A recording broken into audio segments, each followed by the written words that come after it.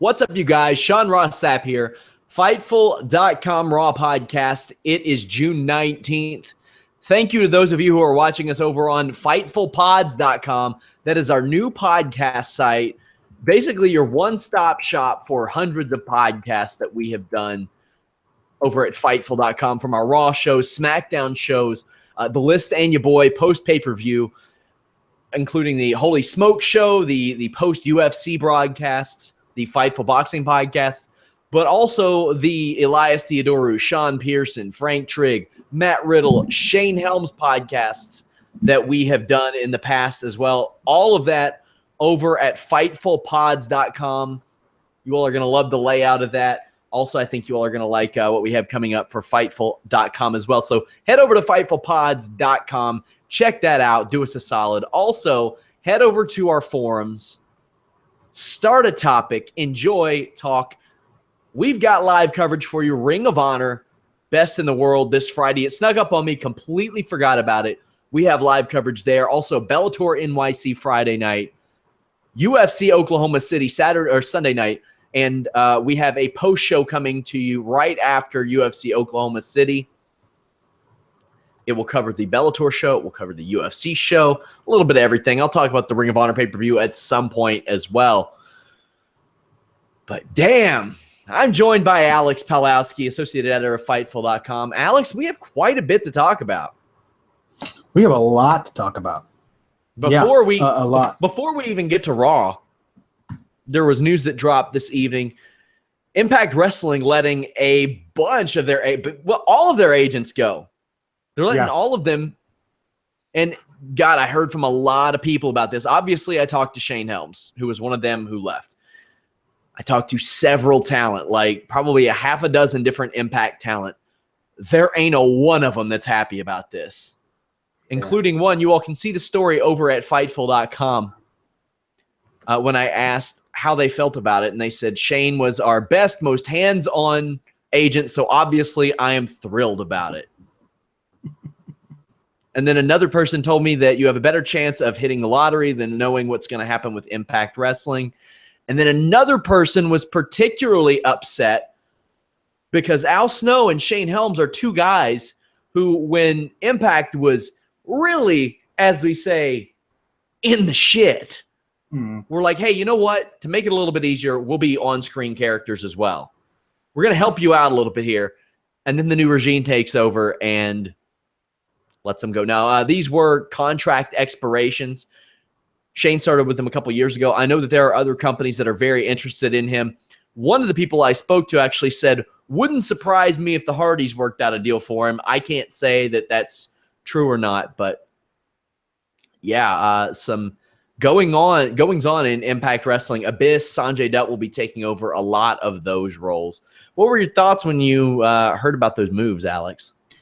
Just more treachery from those evil owl men. They can't seem to get out of their own way by just letting their best employees work, but instead they have to either get rid of the guys that are, been there for a while because, the old regime might still have spies within it or something. It's very, it's very, I don't know, backroom dealings, and it seems odd. And I don't like that. That's because some people who work there, say great things, at least in interviews, about the new team. So but as far as I can see, it's not pleasant to be working there if you've been a long-time Impact employee. We do still have live coverage of Slammiversary on July 2nd. We're going to have live coverage of the New Japan shows July 1st and 2nd. I'll be bringing you guys a post-show podcast. I don't know who with at this point after Impact Slammiversary that night, or New Japan, whichever ends first, or ends last, rather. Sorry about that. This is going to be an interesting thing. I mean, we're going to see a different direction for Impact, probably with the agents switched up a little bit. Now, I like Sanjay Dutt, and he's well-liked backstage as well. I always thought that Jeff Jarrett, if he couldn't book himself, would make pretty good decisions. But this one's questionable. This one's weird. And Shane was very frank with me. He said, I do not doubt that my relationship with the Hardys had something to do with this. And he said that he got a lot of unprofessional, unnecessary heat because of his buddies. That sucks. That sucks. Yeah, that's not cool. But we got Monday Night Raw to talk about. Obviously, myself, Jimmy Van, we're going to talk more about that over on The List and Your Boy this week. A program reminder, that show takes place Thursday this week only. I want to thank all of you who tuned into The List and Your Boy 24 last week. It has cracked our top 10 all-time downloaded podcasts in like 4 or 5 days. That's pretty remarkable. We had the Jim Cornette's response to Jimmy Van's offer to set up a debate with Vince Russo, and that was something. Also, a story that got a lot of play for us. Jimmy Van explains why he canceled his son's scheduled circumcision. Alex, you do not have a boy. Are you done having kids? Yeah, I think we're going to try and stop at one, but you know, who knows? Plans change. Shit. Cards subject to change, you know? Oh, God. I will say, you had a 6-star child, Alex. Yes, yeah, I did. 6 1/4, but that's just me maybe being biased. Monday Night Raw, I have to say I rather enjoyed this episode of Monday Night Raw.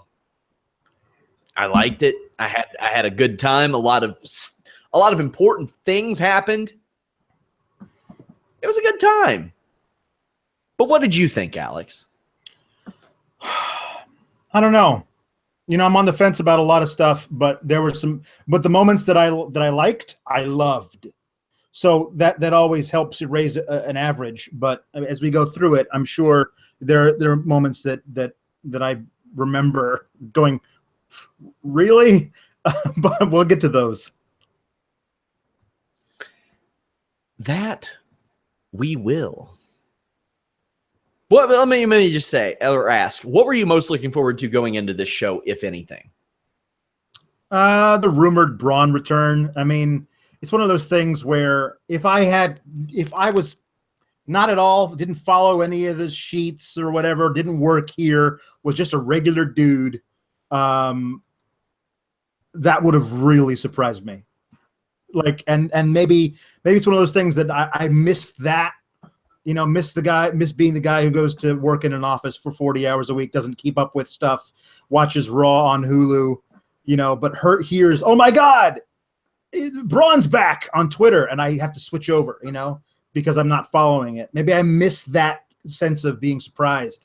But sure. But tonight, even though I thought it was coming, I didn't know for sure. And when it happened, I was so delighted.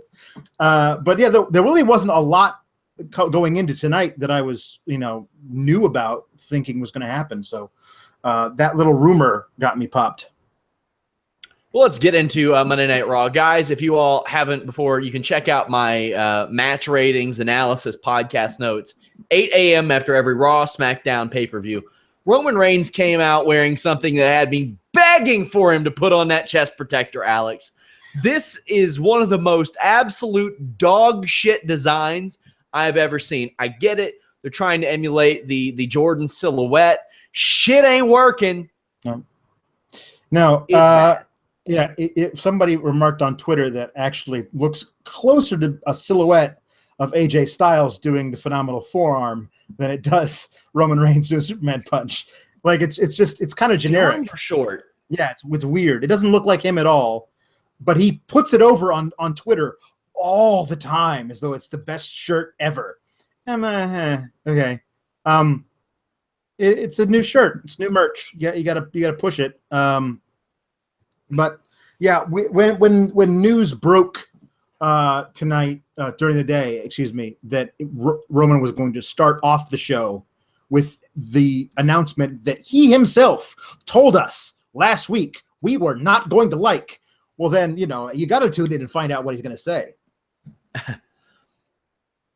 Reigns drops a pretty great line on The Undertaker when they chant at him. I've been very impressed with Roman Reigns' promo work. He then demanded a title shot. Not like, I want. He's like, I deserve it. It's mine. I run this bitch. Give it to me. Hot damn, I'm all for that. I have really enjoyed the booking of Roman Reigns basically since this Undertaker program started. Yeah, this was one of those things, though, that was pointed out in a tweet to me from someone. I'm sorry, I forget your name. That if Roman could just do this, just walk down to the middle of the ring and say, I want a title match, what the hell is he doing competing in a fatal 5-way back in, June 4th? If he can just walk down the ring and say, I want a title match at any time. I guess that's cool that he can do that, but it's basically the same thing that John Cena did at the beginning of the year when he demanded a title match against AJ Styles and was given it. I don't know how this endears him to his fans, but they were cut into the crowd, and all the boys, the little boys, 10 years old, loved this. And it's like, here we go. It's the guy who comes down. It's like, I'm awesome. Everyone should worship me. And he's the hero of all the children, which is just a weird dynamic for me, as but I do love that he's allowed to be this, for lack of a better word, dickish. Yeah. I like that a lot. Samoa Joe comes out and cuts a pretty good promo, and Reigns fires back. And I love that he referenced the Paul Heyman promo, that you'll never be one of us, and you are just Joe. This leads to Joe headbutting Reigns. They go at it. Joe retreats. What did you think of their interaction and Joe retreating? Well, the idea of him saying, this guy calls himself Joe. Like, he won't even say Samoa Joe, which is also kind of a dickish thing to do. And then when Joe comes out, I love that he says, I am Samoa Joe. Like, he dropped the actual pronunciation of it on him. Like, that was intense. And I love that he threw the first punch. I love that he was getting the upper hand. But yeah, I mean, Roman Reigns, it's true what he says. Nobody can beat me one-on-one, because there's a guy in an office who says so. And that's great. It's not what he says in a fucking story, Alex. I understand, but that is what a lot of us at home realize. But yeah, but it's in the scope of the story, Alex. Come on. Sure. But if you're going to put that over the fact that nobody can beat him one-on-one, then I don't care if you're number one contender or you're the champ. He's going to get his licks in, and that's cool. Samoa Joe leaves after having dealt damage to Roman Reigns before getting damage dealt to him. I'm fine with that. I thought this was going to be the brewing of something else, not a match tonight. Considering what we got, I'm really glad we got to see that match tonight. But this to me seems like something like a real program they could do when Roman or Joe's not involved in the title picture. They could do this thing at SummerSlam, and it would be really, really good. Might still be show. We'll talk more about that in a bit. Hardy Boys defeated Anderson and Gallows. I know you took offense to them saying one of the best teams in WWE, and I'm with you. They say it every week, and then the guys lose. It's like, it can't be both. To be fair, the other teams in the WWE right now are Curtis Axel and Bo Dallas, the Revival, who haven't been on TV, Slater and Rhino, and the Titus Brand are some of the other ones. Right. Like, this one of those technically, they're not wrong. Well, yeah. Well, if the world encompasses just the teams on Raw, they're one of the best. They were the title holders at one point, and now they're just another also ran heel team, and they could be better than that, but they're not put in that position. I mean, Rhino is on Main Event this week, losing to Kalisto. Spoiler alert. So, like, it's not like they're doing anything with Heath and Rhino either. There's going to be somebody super pissed that you spoiled that. Yeah, there just always is. You have no idea how many people, like, I mean, I see it, but how many people pop up and say, your opinion on subjective entertainment is wrong. God. Anderson cut off a whisper in the wind in pretty cool fashion in this. Later, Jeff Hardy returns the favor by almost killing Anderson with one.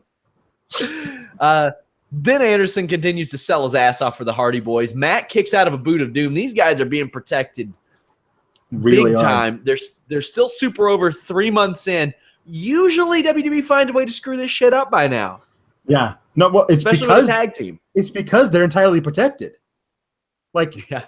They could easily be 50-50 booking. Now they're not the champs. You could do whatever you want with them. But they still continue to win. The one time they lost a match was a cage match where, guys jumped out a little before the other guys. Like, it wasn't like they got pinned or submitted, so they're really protected, which leads me to believe that this thing's going to continue. And maybe the only thing that breaks them up or halts their momentum is them breaking them up. Yeah. Pretty decent match. Fun. Enjoyed it. Excited for the future of this. Not excited for the future of Goldust's promos. I want to see him out doing some different stuff. His have just, they're there at this point. I'm glad to see the oldish Goldust back, but I want to see something else. That being said, Truth's was probably his best so far. I liked his. I don't like the crap music in the background. I get what they're doing. I know the reason behind it. It's just right. Yeah. Now, they say they're actually going to have a match next week, I think is what they basically insinuated. So I'm looking forward to that, to something besides these pre-taped promos. That's cool. Somebody said that what if it's not a match? It's just like they go to like bar trivia and they just try and outdo each other with movie quotes, because that's all they're apparently doing right now, is just trying to figure out which one of them knows the most quotes from movies. Pretty much. Like that's the heat of the feud. Yeah. True Golden Truth fashion. What else we got? Oh, Charlie Caruso. If you want to see the difference in someone getting it and someone not, put Charlie Caruso's interview intros right next to Dasha Fuentes. Yeah. You'll see something there. She interviews Joe. Joe hits his obligatory UC. Is normal. Elias Sampson is outside or in the ring strumming the guitar, and he's interrupted by Finn Balor. Now, I just got to say, when Finn Balor's music hit, I was like, damn, they sneak an electric guitar in there? What's going on? It's like, shit. But Balor sends Elias packing pretty much. And Bo Dallas is his opponent, and he looks way different than I remember him from last week when he was breaking up a fight. Yeah, no, I haven't watched Main Event in many, many months since I stopped having to cover it. Somebody tell me when they did this repackage, because I'm in love. Like the beard, the wild hair. He's wearing the fingerless gloves like he did when he was NXT champ.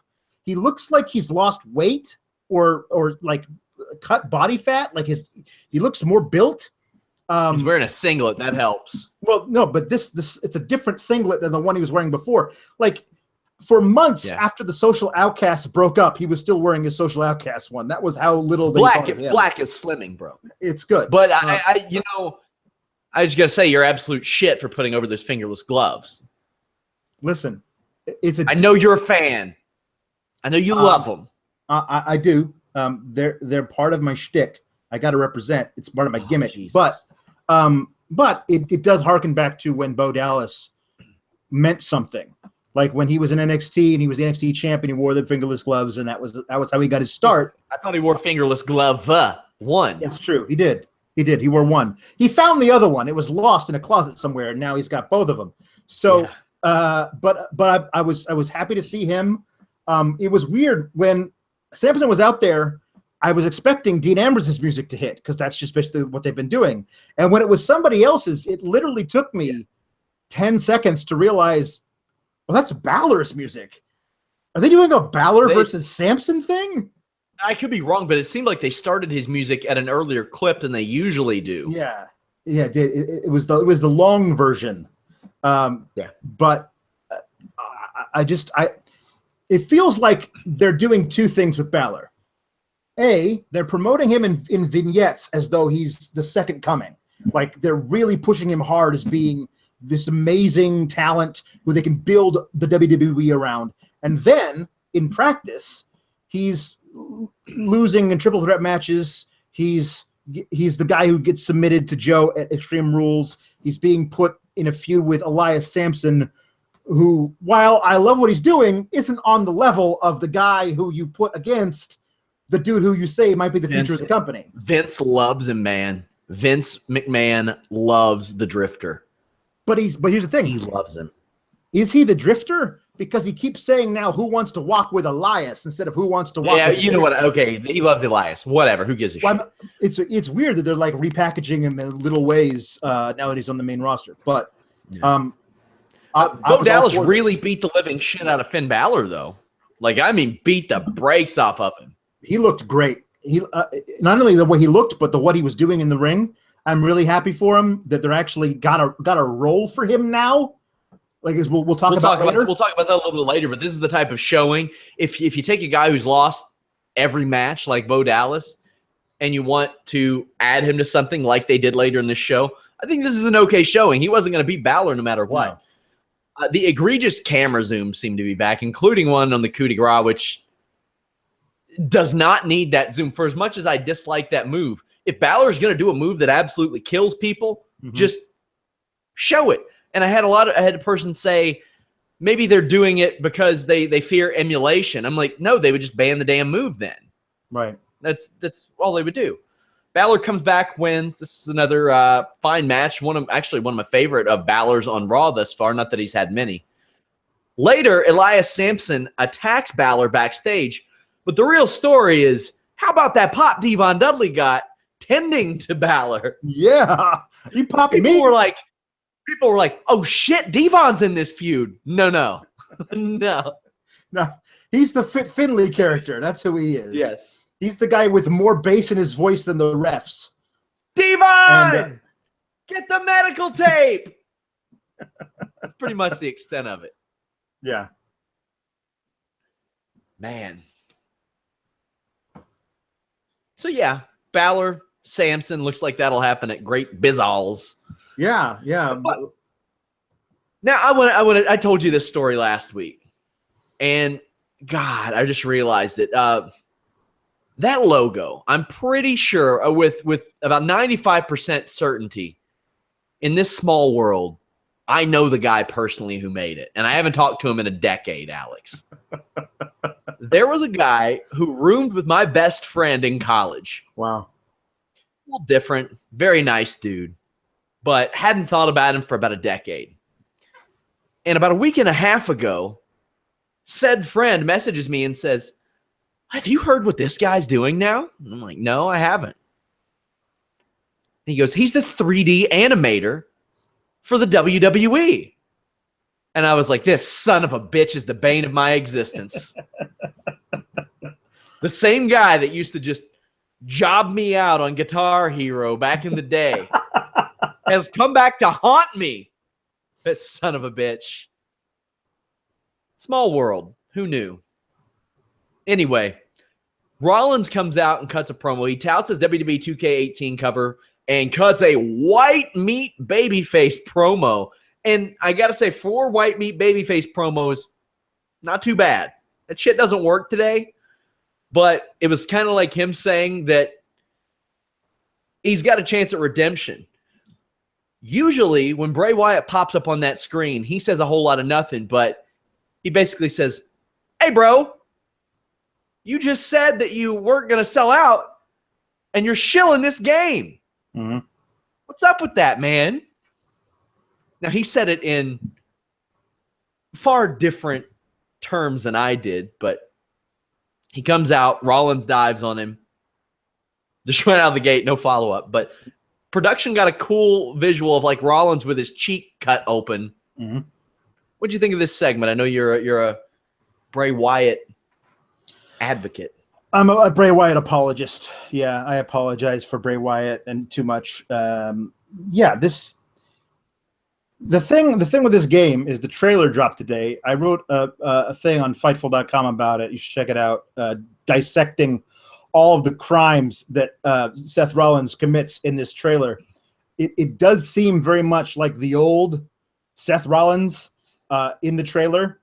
And now he comes out and talks about this game that he's shilling in the widest of white meat babyface promos after burning down a warehouse that had priceless memorabilia in it and maybe also burning a dude to death. We don't know what happened to that security guard. So to have Bray come out, who really is the kind of guy who would burn stuff down just, for the hell of it. It was kind of interesting to see that juxtaposition. I have no use for this feud. This is a bridge feud for Seth Rollins to get to somebody else. And it's another thing for Bray Wyatt to come out and talk about how much of a god he is. And then he loses the feud. And the next day on Raw, he comes out and he says, I am a god. Losses don't matter to me because I'm not a mortal man. I'm a god. And he'll feud with somebody else and he'll lose that too. Like, until they start booking this guy to be something other than this mystical shaman who's powerless in the ring, I kind of done with poor Bray Wyatt. Fair enough. Akira Tozawa with Titus O'Neil defeated TJP. I look forward to Titus O'Neil segments every single week now. It's great. TJP heel dabs are also great. It works a lot more now that he's a heel.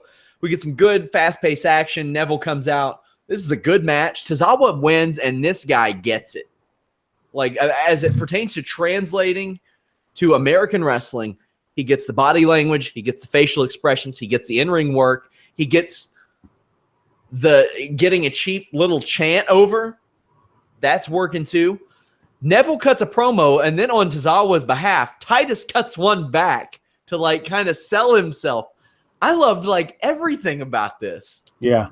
Now, the nothing I loved more about this segment than Neville coming out mid-match and basically threatening Michael Cole by not threatening Michael Cole. It's like, don't worry, I'm not here for you. And then he takes his extra chair and puts it basically on the ramp, 10 feet from the commentary desk. And he just lounges back in it like some evil medieval king. It's fantastic. The way Titus was running his mouth at Neville, it makes me want a Neville-Titus match as part of this feud. Because if there's one guy who was already proven that he can go with the big boys, it's Neville. That's all he did before he joined the Cruiserweights. So, I would love to see that. Maybe, or even that, but Titus not back up his stuff and put Cruz in the match, and then have Neville run wild all over Cruz until Tozawa has to save his buddy Cruz, and that firmly ensconces him in the Titus brand. Something, because Titus can't keep saying this stuff to Neville without backing it up himself in some fashion. Sure. But I am so down for a Tozawa-Neville feud.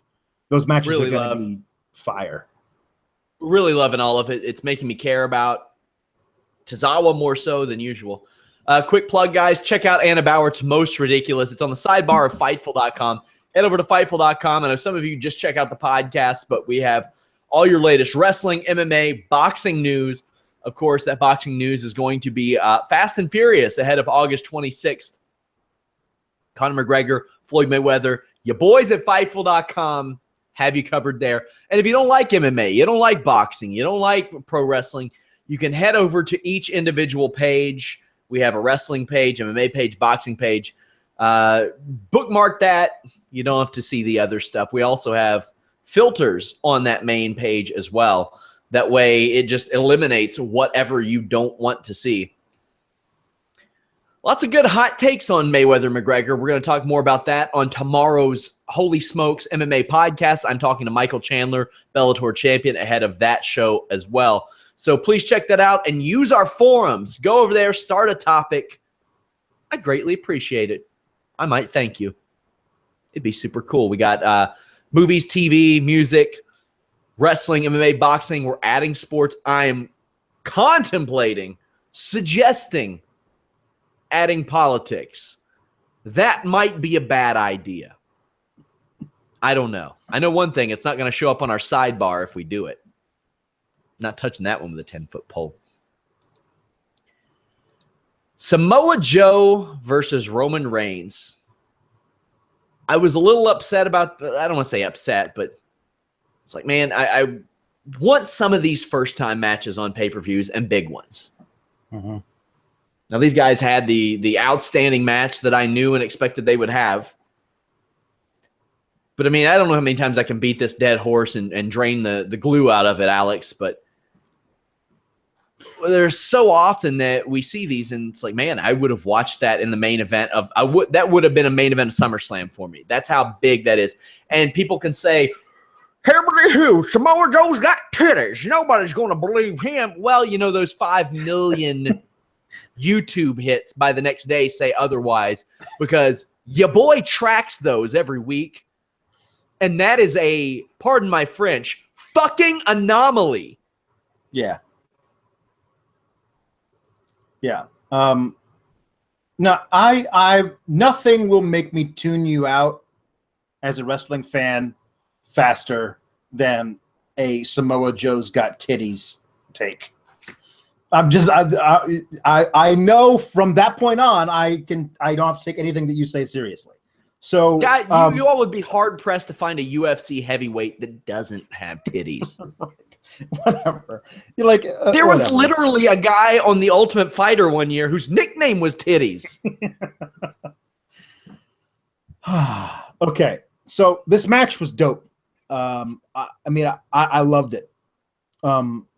I think these two work really, really well together in the ring, like really well. And if what we think is going to happen happens, and we wind up getting a Brock Braun thing at SummerSlam, if this is the undercard match for the Raw brand, I'm all about it. Because these guys stiffed the crap out of each other, made it look great. Each guy got a comeback sequence, which is rare for a Raw match. It felt like it had the right weight to it, a depth, and I thought that Samoa Joe was going to be hurt by this match. I thought they were going to find a way to keep Roman looking not just strong, but identifiably better than Samoa Joe. And they did not do that. These guys, they battled to a stalemate that ended, of course, with an ambulance backing into the arena. There was a spot where after Reigns hits Joe with a spear and Joe gets his foot on the rope for Graves just goes, wow, yeah. And that's exactly how I felt. Yeah, that false finish was golden. Very good. Very good. Strowman got a great pop. It was an awesome visual of him just popping out and roaring. I just love that it started with the ambulance backing in, as though the ambulance was returning for revenge. Like, yes, he personally blamed Roman for what happened. Not Braun, but Roman. If he hadn't started this damn thing in the first place, Roman, none of this would have happened. Now I'm coming for you. And him bursting through the doors of the ambulance was one of the great visuals in the history of Raw. I missed this guy so much. I'm so glad whatever he had wrong with his elbow was easily fixable. I'm so happy he's back. Joe chokes out Reigns. An excellent match, a big return, a bit of a hazy finish, so we can run that back down the line. Strowman comes out, beats up Reigns, challenges him to an ambulance match, drops the mic. Now, first off, this is for Great Balls of Fire, and of course, I challenge you for Great Balls of Fire. I'm like, son of a bitch, guys. Yep. This is the thing. Here's the thing that's really funny. With this and the Brock Joe match, like all the people who are being like, dude, Vince, you are so out of touch. Why would you name this pay-per-view Great Balls of Fire? All these people who are hebby-hooing about that are the same people who cannot deny that those two matches are going to be balls out amazing. I can just see him. Great balls out. I can just see him. Yeah. We gotta get Lana on roller skates. Well, Lana's on Smackdown. God damn it, pal. I can just see it now. But the idea that he has to make this pay-per-view with the silly name that everybody hates into the most badass pay-per-view ever, so that everyone is forced to go back on the network and rewatch this thing 5 years from now and go, Great Balls of Fire? Really? They called this thing that had these two amazing slobber knocker matches Great Balls of Fire. Okay, fine. But then he's And vindicated. as people are pointing out in the chat, he said, "Great Balls of Fire pay-per-view." Yeah, I know. That's a different thing now. I love him because I think honestly, there's the story that Jerry Lawler's lawyer is the same lawyer for Jerry Lee Lewis, and he contacted Jerry and was like, "Hey, I need a number to talk to at WWE Legal because we're going to sue them for copyright infringement because Vince didn't think the name of a very famous song would be copyrighted." But I wonder if now they're calling it Great Balls of Fire pay-per-view, like all one word, so they can trademark the whole phrase, and that way they can say it and not get in trouble. Because it's just weird that they're calling Great Balls of Fire pay-per-view. They didn't call it Extreme Rules pay-per-view. It's just weird. Well, I wonder if Vince even thought Jerry Lee Lewis was like still alive. Well, I think, but the whole thing is that if he thought he was that old, he was like, "Oh, Great Balls of Fire, that was a great song about 15 years ago." Like, he doesn't realize how long time exists for. Oh, man, that's something. Obviously, we'll make our predictions for that show as it gets a little bit closer. Miz TV with Maurice. Miz has repaired the grandfather clock by watching YouTube videos. That's what I said. I love this guy. This is great. The Bears are there holding signs. I need the Bears, the Gobbledygooker, the Bunny, Jack Swagger's Eagle, the San Diego Chicken, just Pier 6 brawl. Ambrose comes out, and Miz proceeds to have the worst day ever. He spills a drink on Maurice, then falls on the clock. The Bears then attack Ambrose. It's Bo and Axel, who earlier had been recruited by Miz. Now, this segment backstage gave us one of the better lines where Curtis Axel is trying to like cheer Bo Dallas up after his loss. He was like, your motto's always motivated me. And Bo says, "I stole that from a poster with a cat on it."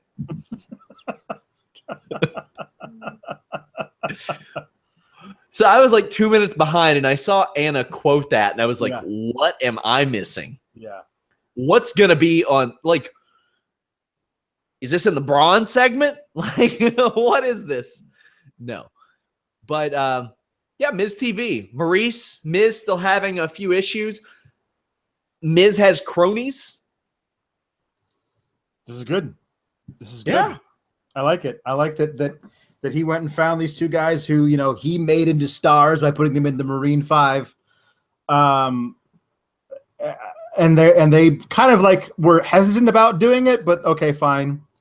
Yeah, and I think they're great. I hope people were like, I hope they get like all Hollywoodized and like they get all, like they look kind of like the Miz. Like, no, I want these two dudes to be like big bearded biker bodyguards. Like, that's what I feel like they should be, to look completely different than the Miz. But I love both of these guys. Can be really great. They were so good together in the Social Outcasts. They have stuff that they can bring to this program. Lord knows that if it was just another Miz and Maurice versus Ambrose match, it would have gotten stale. Now that we have these two lackeys who can get involved and take dirty deeds on the floor, it's going to at least freshen it up a little bit. Yeah, they are going to be the heaters because the Miz, he barely wins. Mm-hmm. And that's been the case for most of the year when he even was more over than before, and his quality hasn't like taken a hit or anything. He's still incredible. He doesn't have a Daniel Bryan to play off of because he's not involved with the Kurt Angle stuff. Yeah. Usually I would expect that, but now he's got a couple of heaters that can work with him. He can run 6-man tags with people there. I'm sure they'll get involved with like the Hardy Boys down the line and do something like that, but I'm all for it. I think it's good. I'll tell you what I'm not all for is them extending this breakup thing with Maurice. You can't. They're so good together. Have them make up at some point. I don't need a breakup angle. Maybe Maurice was in on this whole thing, because I don't know how you run this setup on Dean Ambrose if she's not also in on it. But whatever. Yeah, I'd be cool with that, but usually I'd say I don't want Ambrose to look stupid. Ambrose has already looked stupid in virtually every storyline, so whatever. Sheamus and Cesaro defeated the Titus Brand. Titus is over. The crowd loves him. And also he reminded us that he is a great hot tag, Alex. He is. His hot tag was fire back when the primetime players were in the main event scene of the tag team division.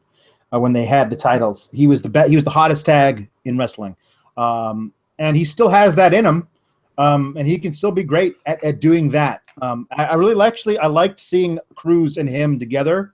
They seem like they have a good chemistry, and Sheamus and Cesaro were still working really well together. This was a decent match, and something that I think could be fun as a one-off program for Sheamus and Cesaro if they want to extend them with the belts after the Hardys thing is over. It could be a lot of fun between these guys. Sheamus and Cesaro apparently have a new tag team finisher, which is just the white noise, but assisted by Cesaro jumping off the second rope. I'm fine with that. Looks cool. Yeah. This could be good. Good, quick match, hard hitting. I liked it. Oh, Alex. Yep. You were the leader of Hebity Who Nation. I was. Leading up to this women's thing. Come on, man.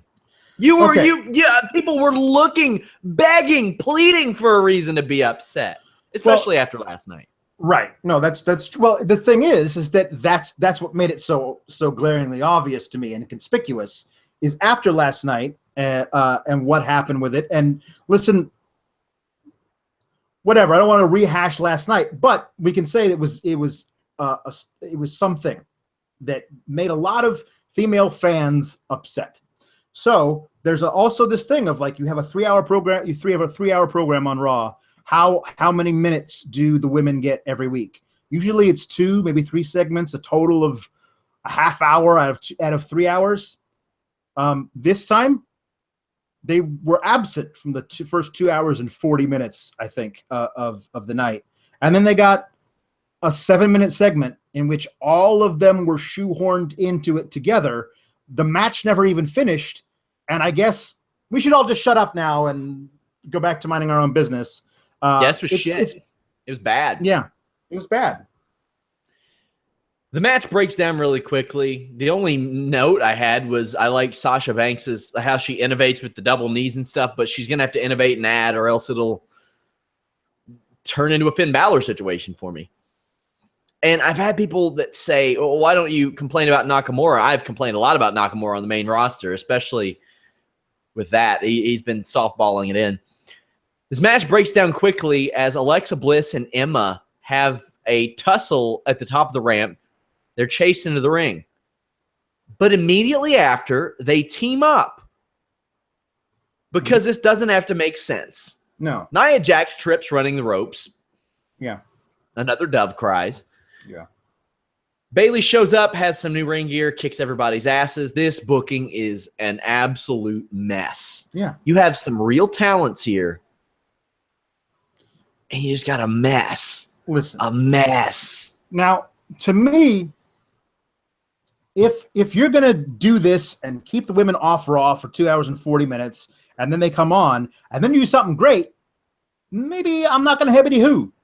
But you have all of these women who can do great things, and you decided to put them all into a non-match where, like, none of them really speak. Like, it doesn't forward anything except for they all kind of hate each other because women, am I right? Like, this is the worst thing that you could do with them on the night after what you did to the Smackdown women. Like, it just feels like they're completely tone deaf. It's never okay to do only a one. If the first segment of the night was the only women segment and it was 7 minutes long, it would still not be okay. You have all these women. Find different storylines for them. Make them important. They're half of the population. Like, they don't deserve 7 minutes out of 3 hours. How long before Alexa Bliss finds the footage of Bayley from the Edge and Christian show where she attacks Tommy Dreamer with the cane and uses it against her in a terrible segment? I don't know, next week. Like, it's just, I don't know. I mean, I will say Bayley has added this new sick running knee thing that was pretty great. So she looked like she was kind of extreme. She wasn't wielding a stick, but she was getting in some good shots. So that's good. We got the old Bayley back. The booking, absolutely heavy who worthy. Waiting till this late in the show, I don't care. I don't care about that. Do you think the women, as a rule, deserve more than 7 minutes out of 3 hours? Sometimes. Well, I mean, like, should they have multiple storylines? They have all these writers. They have all these talented women. They should be able to do something with them. I mean, should be able to. But I mean, it's not like mandatory by any stretch. I mean, whatever makes the best show. And right now, whatever they're doing with the women does not make for the best show, in my opinion. That's not their fault. That's not the women's fault. No, not their fault at all. I mean, I'm sure some of it is. It has to come down to delivering in the ring. You got a couple girls who can't do that. Right. Delivering on the mic, you got a couple girls who can't do that. So, as you've said in the past, you write and program to their strengths. And they're not doing that at all. And that's the problem. Definitely. It's like they're too worried about keeping everybody involved that they mess it up by having this terrible. Yeah, I don't like that. Final segment. Kurt Angle's out to the ring. It made no sense for Enzo to do that intro at that point. Well, you know why they did it? So they could do it one more time. One last time. It would never, ever happen again. Yep. Revival and the Big Show are out. I particularly like the Big Show here. He says he doesn't even need to be on this show if he's going to be accused of this. And the moment that tipped it, and I thought it was kind of beautiful, that Big Cass is like, yep, there he is. It's him. Let's go. Satisfactory for me. Well, this is the thing. There's so many damn holes. If you're proud that you did it, Cass, as you just tell us 30 seconds later, why are you trying to weasel out of it now? Well, maybe the thing is, and this is one of those things, Alex, that can be explained in one line. Maybe he doubted himself as a singles a little bit because he had never been there. Yeah. Because he had one shot before in a top contender match, and he didn't get it done, if you remember. He was given that shot. It didn't work out. So, I mean, he could even say that there are times I doubt myself, but it's full speed ahead now. One line, that's all it takes. Right. Will they do it? No. Wrong. Nope. We then move on to the Revival, and Scott Dawson's crotchety old man promo delivery is the most awesome thing. You know that we didn't do that, Kurt. What in tarnation are you suggesting? He sounds like Yosemite Sam as a wrestler. It's just so great. It's awesome. Yeah, it's so good. Kurt, I want to tell you something. This is not what happened over here. We were just in the back just hanging out, trading brownie recipes. I have no idea what he's so good. His boots, his wrestling boots, need to have like the toe out of them, where his toe just sticks through and wiggles. That is Dawson. It's great. Corey Graves stands up and starts poking holes through Cass's story, and I'm thinking, bring back GTV. Graves TV. I want it. It was Cass. He admits it. He goes off on Enzo. Despite that hole, I thought that Cass brought some fire in that promo. And if Enzo, Enzo, like, there were a lot of naysayers in regards to him. That dude is a perfectly serviceable WWE superstar. He is a little dude who runs his mouth, gets his ass kicked, does it well. And when he is getting a tag team split up, he can deliver tears on command. Yeah. He had a single tear. Yeah. Damn. Yeah, we all, like, me included, went in on Cass for the longest time of coming out and sounding like the world's biggest robot. And tonight, he didn't sound like that. Because there was probably a little truth to some of the things that he was saying. Which, I mean, like, he was a truth teller in this thing. I have to back you up on everything. Dude, you're out there picking fights on Twitter with Conor McGregor. What are you doing? Yeah. You know what I mean? Like, this is so, he was so good at this promo of talking to Enzo about, listen, I'm sick and tired of cashing the checks that your ass writes, man. It's just for the shoehorning they do of a lot of the pop culture stuff. That was a good one. You know, that was a good one. Saying, you're talking shit about this guy. You're psycho. Yeah. And you would expect me to get you out of that. Yeah, this was all very, very good. I mean, all of it. I mean, Enzo's reaction. It's one of those things that we were talking about before we went on the air. I honestly did not think they were going to pull the trigger on the breakup storyline with Enzo and Cass before they got a run with the gold at some point in their careers, like NXT or now. Like, you forget they've only been on the roster since April of 2016. You know, like, they haven't been around for 5 years. These guys they've only been here and they're still super over with the crowd as a babyface tag team. To break them up now, you got to have a really great plan going forward for both of these guys in a singles career to not use them anymore as a tag team. So I'm looking forward to seeing what that might be. But Cass really, really outdid himself with this whole angle at the end. And, you know, to have Enzo have to do all of his acting without his mouth at the end, that showed that he's got a lot of range and he's going to be a really great tool for them to have in their toolbox. I wonder what happens to Enzo from here on out. He's going to get beat at Great Balls of Fire by Big Cass. That's going to happen. He got booted. But what happens to him after this? Does he find a new tag partner? Does he? He could tag with Show. They could be N's Show. Oh, son of a bitch. Why would you? I'm sorry. Would you put it past them to do that? They already did Jeri's Show and Show Miz. Like, Show has to have his name in the tag team he's in. I don't know. People were saying they could be in the cruiserweights, but he did say last week he's 206, so he can't be in there. That's what he said last week. Chicken suit. Kurt Angle's back. Oh my God! Kurt Angle gives him the chicken suit, and then you have him run into Christian backstage, and he's like, "We've all been there, buddy." Right. Listen, this guy is tailor-made to be the mouthpiece for a guy who doesn't talk well, but is great in the ring. Like, I don't know who that is on Raw right now, but this is what he's born to do. He's born to be that guy. I don't know where that's going to be, but I mean, pour one out for Enzo and Cass, because when they were great, they were great.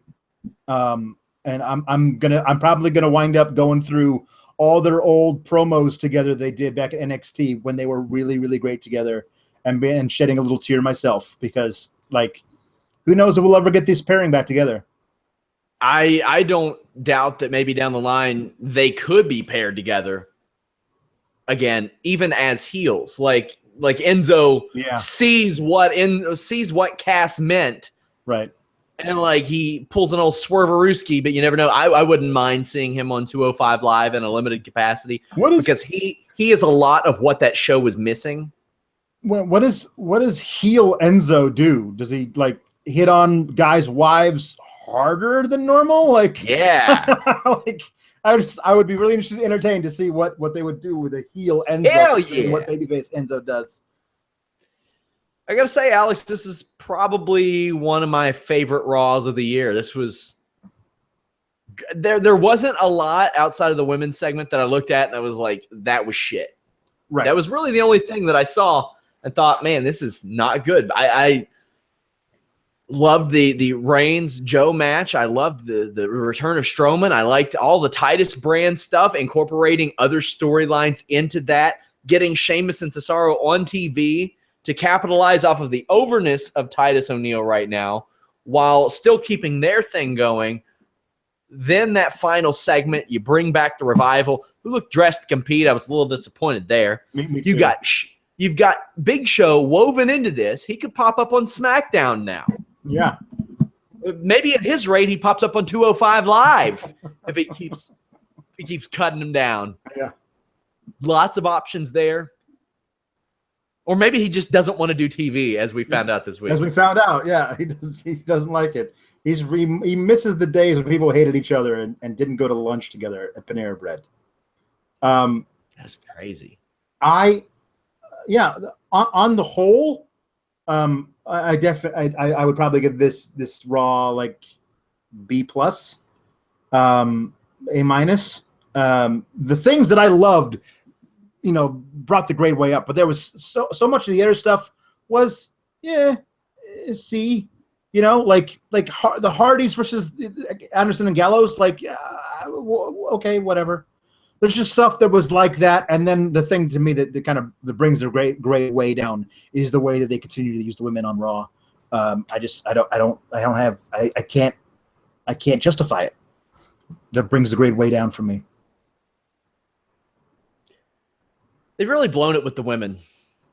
They really have, and it's disheartening. Like it wouldn't be anything if you didn't have this whole thing running where you're like, women's revolution. We are so progressive. Look at all the progressive things we're doing. First this, first this, first this, first that, first that. And but it doesn't matter if you don't back it up with what you're doing. If I were them, what I would do when this tournament is over, whoever wins this tournament shows up on Raw immediately and just crushes everybody. Everybody, and it's a real them against this girl situation, because it becomes an at all costs, we have to beat that. Somebody's got to beat this girl. Yeah. Look at Demetrius Mighty Mouse Johnson in the UFC. Here's a good MMA example. He's beaten everybody. Not only is he beaten everybody, he's beaten everybody twice. So what they did was 2 of his former opponents coached a season of The Ultimate Fighter of guys in that weight class. And their motivation to coach these guys in that weight class was, hope this guy that wins this tournament beats Demetrius Johnson so I don't have to fight him again. You can do a real them against her situation where these alliances don't make absolutely little, at a double negative there, where these alliances make sense. Mm-hmm. Where you have a crusher who's ran through a tournament, where she's ran through the main roster, and you have a superstar built right there. That's something I think Raw is missing without Charlotte, because Charlotte was that superstar. She just exuded it. And the weird thing about it is that she was an absolute superstar. The entire women's division on Raw revolved around her, and she's an also ran over on SmackDown. Don't really. She's nothing special over there, and so it's a weird dynamic they have where there's not she's over there doing "oh no you didn't" with Becky Lynch. They're best friends now, which they are in real life, which is cool. They are, and I'm okay with that. But in kayfabe, they hated each other for years. So now it's kind of a weird thing. Like, oh no, on the Blue Brand now, cool, Blue Brand sisters. But this whole thing, I agree with you. Whatever they do with the tournament, that needs to come out with something that is real and true. Somebody was talking about, I don't know if it was you, that winner of the tournament should get a shot at Asuka, and that's who should beat Asuka. I don't know. I mean, I don't know enough about the women who were announced as being in the tournament. You got a couple of NXT people who are rarely on TV, and then a luchadora and this 21-year-old wonderkind from England. So that's cool, but as the rest of the tournament fills out, you're going to have to explain to me why certain women from NXT who are never on TV are in the tournament and Nikki Cross isn't, if she winds up not being in the tournament. Yeah. You got to tell me, got to give me a reason. They're never going to do that. They're just going to put it in there, talk about it. But you need to give me a reason why Asuka's not number 1 seed in that tournament. If you can have people from NXT in it, why isn't Asuka in the tournament? Unless you tell me the tournament is for a shot at Asuka. It's pretty simple, and it doesn't take a lot to explain. But yeah, you can build a star that way, and you should. Yep. Guys, join me tomorrow evening with Jeff Hawkins and Anna Bauer after SmackDown Live. But before that, 3 p.m. Eastern tomorrow, the Holy Smokes MMA podcast. If you all haven't checked out an MMA podcast of ours yet, do so. We always have guests, great analysis. We're breaking it down for you. Really, really love doing that show. Please check it out if you haven't. And also share our shows. Tweet the links out. Leave us a thumbs up. Subscribe. iTunes, Stitcher, YouTube. Use those forums. I'll hug you if you do. Maybe. Probably not. But I'll thank you. The List and Your Boy goes down Thursday this week. Friday night, Ring of Honor Best in the World coverage. We're going to have a few interviews with Ring of Honor stars leading up to that. We have Bellator NYC coverage. Chael, Vanderlei, Fedor, Matt Mitrione, Ryan Bader, Phil Davis, Michael Chandler. It is a big, big, big, giant Bellator show from Madison Square Garden Saturday night. UFC Oklahoma City Sunday night with the Yo Mama fight between Michael Chiesa and Kevin Lee. That's going to be a fun one. Also, I wanted to bring up Brandon Howard's pretty great tweet that he unleashed earlier. He said, if you want to see an example of great heat, watch the end of Raw. If you want an example of what bad heat is, watch the end of Money in the Bank for the women. Yeah. Yep. Guys, thank you all so much. Follow Alex at Palowski IV. Follow me at Sean Ross Sapp. Follow us at Fightful Online. I want to thank you all so much for joining us. Until next time, we're out.